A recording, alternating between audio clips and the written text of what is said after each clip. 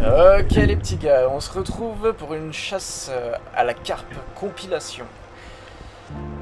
Donc je descends la tête toujours droite par rapport à mon corps. J'ai vu le poisson à la surface, donc je le garde le ventre face au poisson. Ma tête est droite pour éviter de perdre de l'oxygène, pour que l'oxygène arrive tout le temps au niveau de mon cerveau. Si je la mets relevée comme un pingouin là, bah, forcément l'oxygène va moins arriver au cerveau, je vais avoir une sensation d'étouffement et ça va pas être bon. Bref, je vois la carpe, je bloque, je tire. Tir réussi. Ok, tir réussi. Je regarde comment la carpe est piquée. Elle est piquée au niveau du ventre. Donc, comme je l'ai déjà dit, la carpe piquée au niveau du ventre. Ouais, voilà, là j'essaie de ne pas la brusquer parce qu'en fait, elle va tourner autour de la flèche comme elle essaie de le faire là. Et en fait, il y a de grandes chances qu'elle se déchire et qu'elle se barre. Donc, le poisson va mourir. Nous, on n'a pas de poisson, on a fait une action pour rien. Enfin, bref, c'est vraiment grosse perte quoi. Énergétique et perte, voilà, même ça craint quoi. Voilà, donc belle pièce. Je remonte vraiment aussi calme que je suis descendu. Ensuite, deuxième action. Donc là, en fait, il y a un banc de petites carpes qui sont passées. Et là, dans le trou, il y a une grosse qui s'est planquée en mode comme si j'allais pas la voir. Donc je vise là où elle me gêne un peu. Hop, tire, headshot ma gueule. Et du coup là je la tire sur le dessus, donc j'aime pas trop faire ce genre de tir, mais là pour le coup elle était vraiment dans son trou et j'avais pas vraiment le choix. En plus c'était une pièce vraiment correcte, donc je la voulais clairement, voilà, c'est comme ça. Souvent de la surface je choisis mon poisson et je me dis ok c'est toi que je veux et c'est souvent comme ça qu'on est le plus concentré et on essaye de pas changer de cible en cours de route quoi. Sauf si vraiment ouais ok il y a une grosse pièce qui se présente, que l'action est facile ou quoi, mais bon. En général, je reste focalisé sur ma cible dès le départ.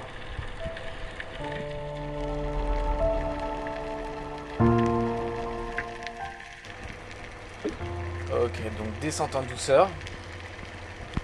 Là, la houle me gêne et je descends vraiment très doucement. Les carpes au loin m'ont vu. Voilà, elles sont curieuses, elles viennent. J'ai eu le temps de choisir, de tirer avant qu'elles passent derrière le trou. Donc, en fait, il faut être à la fois détendu et réactif. C'est-à-dire que si t'es détendu, que t'es là en mode tu gobes les mouches, c'est. Enfin voilà, c'est pas non plus comme ça que tu vas y arriver. Faut toujours garder une certaine tension sur le doigt. Je sais que mon doigt est vraiment la pointe du doigt sur la gâchette avant de tirer. Et juste avant de tirer, en fait, tu bloques ton poignet parce que en fait, tu vas rester mou et te laisser aller avec la houle. Mais au moment de tirer, il faut vraiment faire un blocage, sinon tu vas avoir un recul et louper le poisson à 50% clairement. Les carpes, c'est un poisson en fait qui est un brouteur. C'est-à-dire qu'il va rester vraiment. En fait, il faut imaginer que c'est comme un mouton en fait, clairement. Donc il est là dans son pré, souvent tout ce qui est wahouette, les petites algues, les choses comme ça.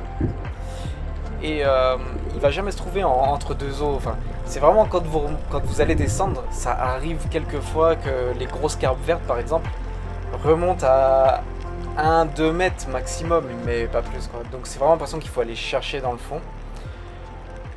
Là, dans cet exemple, en fait, c'est pas mal parce que je descends, j'ai repéré le banc de chirurgien.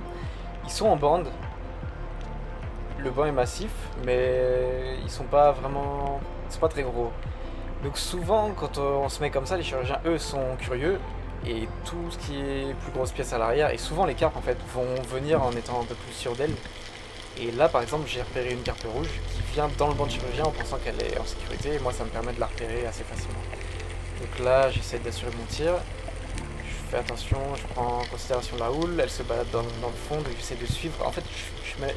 Comment dire, je fais comme une sorte d'araignée avec mes doigts pour avancer vraiment petit à petit en faisant toujours attention aux mes sous-doigts. Donc là, j'ai tiré, mais j'ai coincé ma flèche. Et chose encore intéressante, donc déjà je remonte, je prends mon souffle. Là on se rend pas compte sur la vidéo, mais je prends vraiment mon souffle, c'est pas la peine de prendre des risques. Donc je redescends. Et là en fait l'expérience parle, c'est-à-dire que je vais pas mettre ma main directement dans le trou. Ça m'est déjà arrivé de me faire becter par un congre. Et là en fait j'ai bien fait dans le sens où c'est exactement ce qui se passe. On va voir, ouais, on voit pas très bien, mais il y a un petit congre en fait juste derrière le poisson. Donc j'essaie de décoincer ma flèche sans mettre la main dedans. En plus avec l'odeur du frais, du poisson qui est mort juste à côté, enfin c'est quasiment sûr qu'il vous chope le doigt quoi, en pensant que c'est un poisson. C'est pas qu'il veuille vous attaquer, mais voilà, il est là, il a la dalle et puis il sent de la bouffe, donc voilà. Bref, là on passe sur le second cas de figure, c'est-à-dire quand on voit pas le poisson de la surface. Donc là j'ai juste repéré une cassure, ça fait une sorte de tombant. Je trouve ça assez intéressant, en plus il y a une patate juste à côté, donc je me laisse tomber.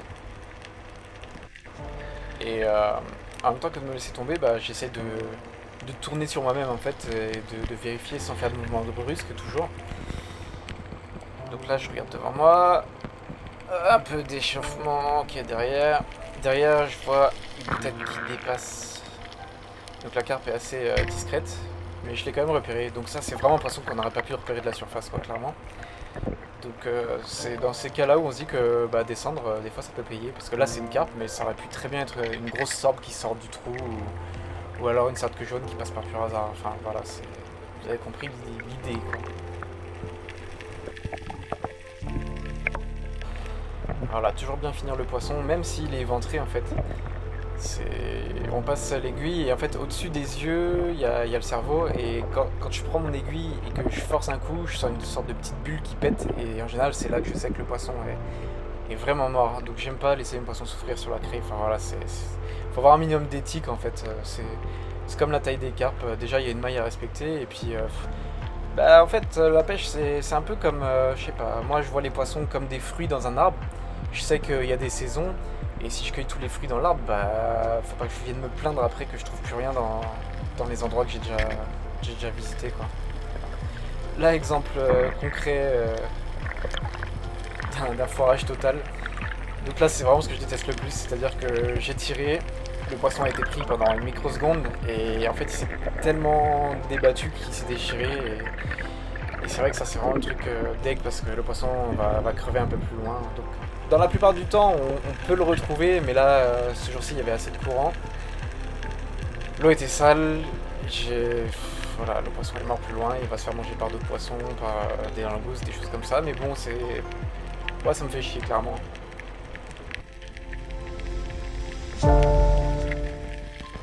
Encore un autre cas, c'est le cas où le poisson est assez sauvage. Donc dès qu'on descend, il va entendre les bulles ou nos coups de panne, ou alors juste la pression de l'eau, et du coup il va se planquer dans les trous. Donc ça, faut vraiment... je dirais que c'est le plus important de vérifier dans les trous. Il peut y avoir tout et n'importe quoi, clairement. Et une fois qu'il est dans le trou, bah, on vise, on bloque, on tire, et on commence à connaître la musique. Hein. Donc c'est vrai que c'est aussi intéressant de préciser que les poissons, il y a différents moyens de les rendre moins sauvages, on va dire.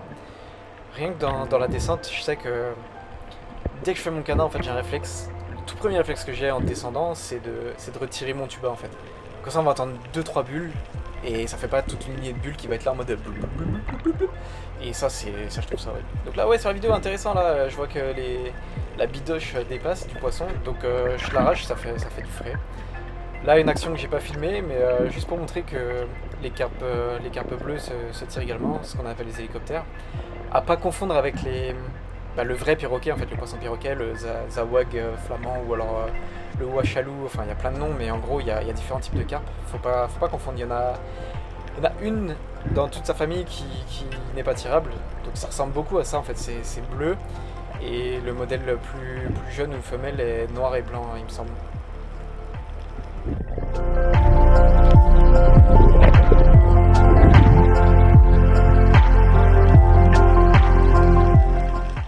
Ok, donc dernière action. Là c'est juste pour montrer qu'il y a aussi des carpes rouges. On en avait vu une juste avant. Mais je précise, là la seule qu'on n'a pas vue sur la vidéo, c'est les grosses carpes vertes, qui sont vraiment plus grosses que les autres. J'essaierai de montrer ça sur mon TikTok à l'occasion. Donc là c'est vrai que je me lance sur YouTube pour essayer de compléter les infos TikTok, parce que TikTok c'est quand même un format assez court. Et je vais essayer de switcher entre les deux suivant la taille de l'information ou de la vidéo quoi. Donc c'est vrai que si vous avez des questions ou quoi, je pense que par la suite je vais faire des vidéos par rapport au matériel que j'utilise, comment je l'utilise. On m'a posé plusieurs fois la question de savoir comment fonctionnait mon accroche poisson. Donc ça je vais en faire carrément toute une vidéo consacrée à ça, et poser ça sur TikTok je pense. Voilà, en tout cas, merci pour le visionnage. Et puis, bah, on se retrouve bientôt pour une autre vidéo. Oui, je crois que c'est l'heure d'y aller. Allez, à plus.